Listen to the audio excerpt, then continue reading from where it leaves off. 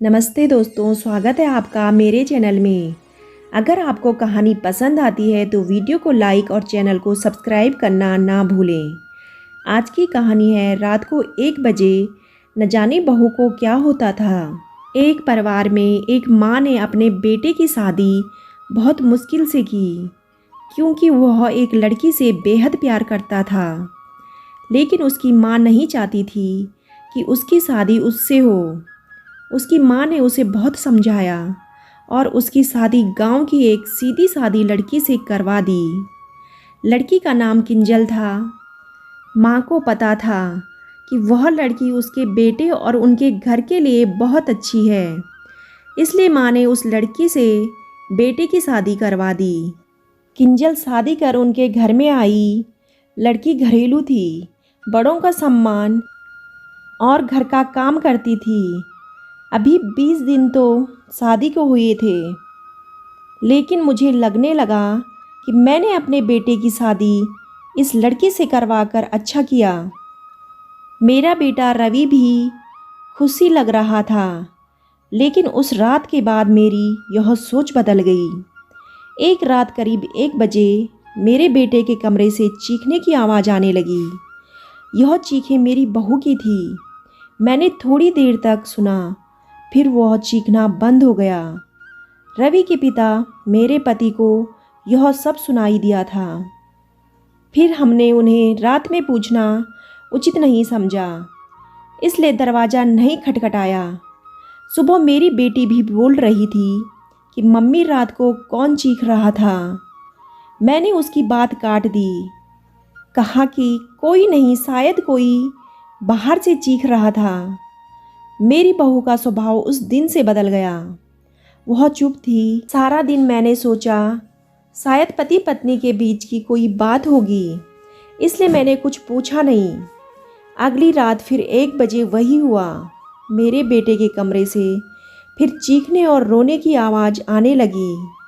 इस रात वह आवाज़ करीब 10 मिनट तक चली। फिर बेटी उठ गई और उसने हमारे कमरे का दरवाज़ा बजाया। मैंने दरवाज़ा खोला, देखा तो वह बहुत डरी हुई थी। बोली, मम्मी यह क्या है? भाभी रोज़ रात को रोती और चीखती क्यों है? क्या होता है कमरे के अंदर? चलो अभी दरवाज़ा खुलवाते हैं। मैं दरवाजे के पास जाने लगी तो मेरे पति ने मुझे रोक लिया। कहा कि रुको, अभी बात मत करो, कल सुबह दोनों से बात करते हैं। उस रात को मेरा सोना मुश्किल हो गया था। सुबह मेरी बहू जल्दी उठकर घर के काम में लग गई। मैं सुबह अपने बेटे के कमरे में गई। उससे पूछा, क्या बात है? रात को बहू रोती क्यों है? उसका चेहरा पूरा उतरा हुआ था। बोला, कुछ नहीं। उसकी बातों से और आँखों से साफ दिखाई दे रहा था कि वह कुछ छिपा रहा है। उन्होंने भी उससे पूछा, लेकिन वह कुछ नहीं बोलकर घर से बाहर चला गया। मैंने मेरी बहू से पूछा, वह कुछ काम कर रही थी। उसको देखकर ही ऐसा लग रहा था कि जैसे रात में ठीक से सोई नहीं है। आंखें साफ बता रही थी। मैंने उसे पूछा, क्या हुआ? तुम रात को रो क्यों रही थी? वह बोली, रो रही थी? कब? नहीं, मैं तो सो रही थी और मुझे तो कोई आवाज़ नहीं आई। आप क्या बात कर रही हैं? उस कमरे में ऐसा क्या हो रहा था? यह बात या तो मेरी बहू जानती थी या बेटा, लेकिन दोनों ही कुछ नहीं बता रहे थे। पर दोनों के चेहरे से साफ पता चल रहा था कि कुछ है जो यह दोनों छिपा रहे हैं। लेकिन अब जब भी रात आती मुझे नींद ही नहीं आती, क्योंकि आधी रात को फिर वही होता। बहू जोर से चीखती और रोती। मेरे मन में कई सवाल थे। क्या होता है उस कमरे में? फिर एक रात करीब 1 बजे मेरे घर में वह हुआ जो मैंने सोचा भी नहीं था। मेरी बहू रात को कमरे से बाहर आ गई। उसके कपड़े कहीं भी जा रहे थे। उसे कुछ होश ही नहीं था। बाल खुले थे और वह घर के आंगन में आकर बैठ गई और ज़ोर से चीखने और रोने लगी। हम सभी घर वाले बाहर आ गए। मेरा बेटा भी कमरे से डरा हुआ बाहर निकला। बहू की ऐसी हालत देखकर हम सब भी बहुत डर गए थे। मैंने मेरे बेटे से पूछा कि यह क्या है? वह बोला, बस माँ देख लो, यह रोज़ रात 1 बजे ऐसी ही किया करती है। मैं आप लोगों को क्या बताता। सुबह सुबह जब उससे पूछता हूँ तो उसे कुछ याद ही नहीं रहता। बोलती है मैंने तो कुछ नहीं किया। बहू जब थोड़ी देर शांत हुई तो मेरा बेटा उसे कमरे में ले गया और उसे सुला दिया। मैं सोच रही थी कि यह क्या है। मैंने मेरे बेटे को कहा कि तू उसे उसके घर छोड़ आना। सुबह मैं उसकी माँ से बात करूँगी।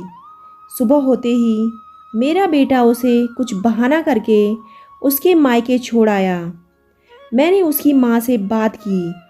उसकी माँ ने कहा कि यह क्या बोल रहे हैं, मेरी बेटी बिल्कुल ऐसा नहीं करती है। मैंने जो सोचकर रवि की शादी उससे की थी वैसा हो नहीं सका। बहू को छोड़े अब 20 दिन हो गए थे। इस दौरान उसके घर से फ़ोन आता रहा, लेकिन मैं टालती रही। मेरा बेटा भी कह रहा था कि मेरे वो दिन कैसे निकले हैं मैं ही जानता हूँ। मैं उसे वापस नहीं ला सकता।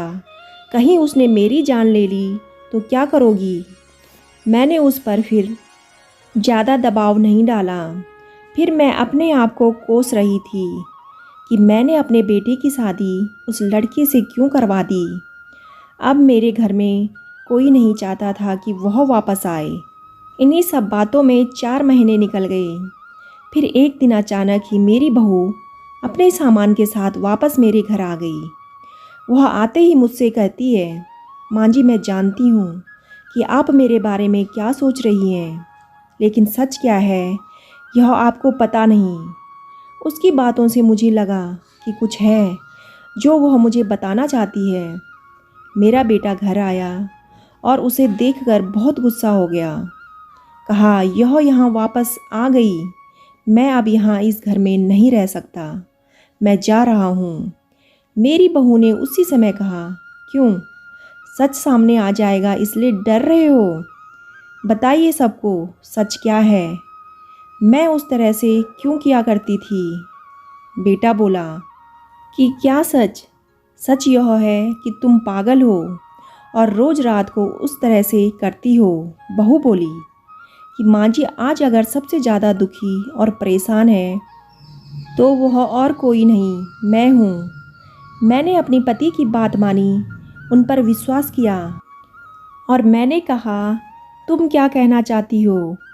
फिर मेरी बहू ने जो बताया उसे सुनकर मेरे पैरों तले से ज़मीन खिसक गई। वह बोली कि आपके बेटे ने मुझे पहले ही दिन से यह नाटक करने को कहा था, लेकिन मैंने नहीं माना। वह कहते हैं कि हम दोनों अलग बड़े शहर में जाकर रहेंगे।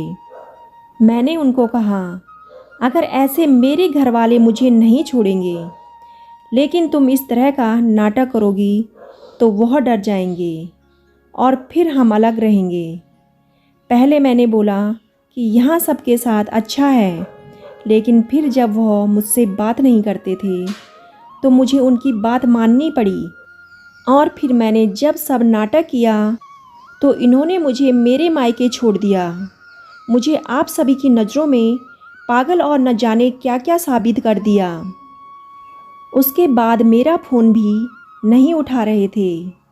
मैं उनका वहाँ मेरे मायके में इंतज़ार कर रही थी, लेकिन वह नहीं आए।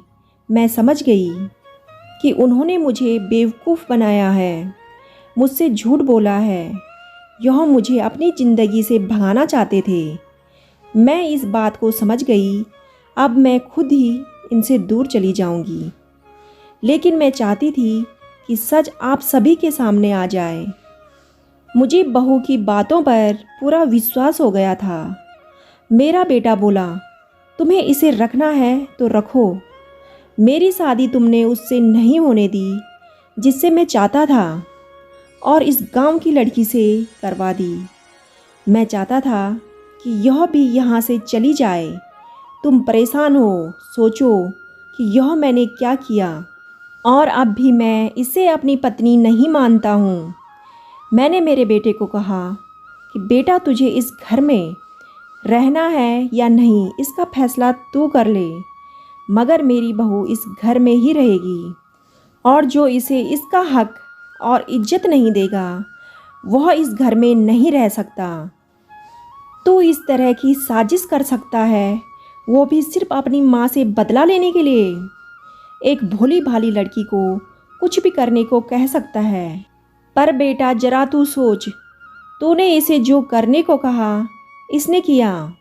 अपने बारे में और किसी के बारे में कुछ नहीं सोचा, सिर्फ तेरा सोचा। सोच ऐसी पत्नी कहाँ मिलेगी। तू बहुत बड़ा अभागा है जो तू इस लड़की को छोड़ेगा। मैं बहुत खुश थी, मैंने अपने बेटे के लिए हीरा चुना था, लेकिन शायद मेरा बेटा ही उसके लायक नहीं था। मैंने मेरी बहू को प्यार से गले लगाया और मेरा बेटा भी कहीं नहीं गया। थोड़े समय तक ज़रूर नाराज़ रहा, लेकिन मुझे पता था उस लड़की से कोई प्यार किए बिना कैसे रह सकता था। आखिर धीरे धीरे सब ठीक होने लगा और मेरा बेटा मेरी बहू को समझने लगा और अब दोनों एक दूसरे के साथ बहुत खुश हैं और हम सब भी। दोस्तों, आपको कहानी कैसी लगी कमेंट करके ज़रूर बताइएगा। कहानी अच्छी लगे तो वीडियो को लाइक और चैनल को सब्सक्राइब करना ना भूलें। कहानी सुनने के लिए आपका बहुत बहुत धन्यवाद।